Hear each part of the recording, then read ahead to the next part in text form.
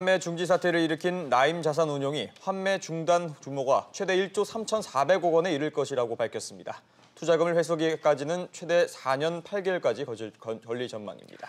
이런 가운데 제3인터넷 전문은행 예비인가 신청 접수가 오늘 마감됩니다. 주요 금융권 소식들은 강산 기자와 함께 알아보겠습니다.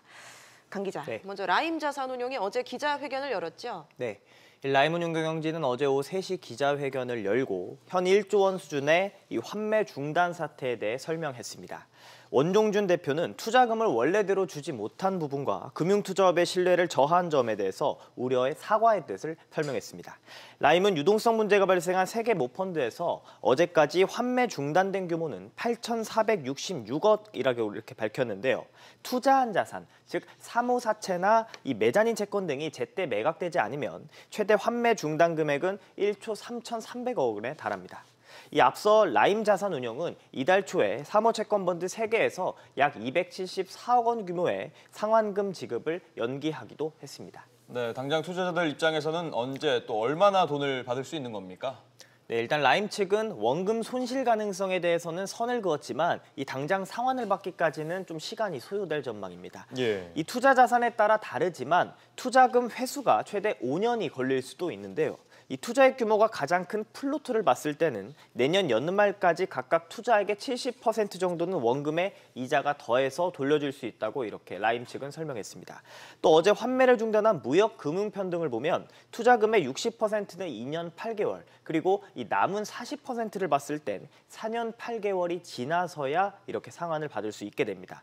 물론 주식시장 상황과 투자기업의 디폴트 여부 등에 따라서 좀 변동될 가능성도 존재합니다. 네, 다른 소식도 보겠습니다. 인터넷 전문은행 예비인가 신청 접수가 오늘 마감이 되는데 현재 어떤 상황인가요? 일단 흥행 실패 가능성이 점쳐지고 있습니다. 이 오늘 마감하는 제3인터넷은행 이 예비인가 재신청에는 많아야 2곳 정도가 참여할 것이라는 게 업계 관측인데요. 지금까지 참여 의사를 밝힌 곳은 소상공인연합회의 소소스마트뱅크 준비단뿐입니다.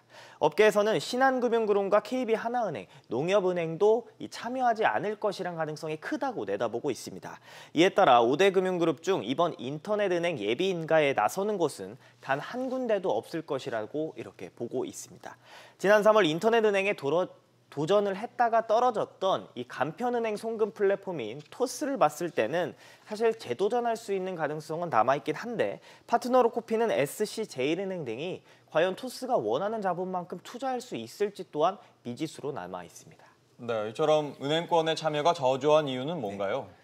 네, 일단 대주주 적격성 심사 같은 이 규제가 가장 큰 걸림돌이라고 할 수가 있습니다. 2017년에 출범한 국내 첫 인터넷 전문은행인 K뱅크를 봤을 때는 실질적인 대주주였던 KT가 이 KT의 대주주 적격성 심사 중단으로 실질적인 어떤 증자가 계획대로 제대로 이루어지지 않아서 사실상 현재 개점 휴업 상태까지 이르렀습니다.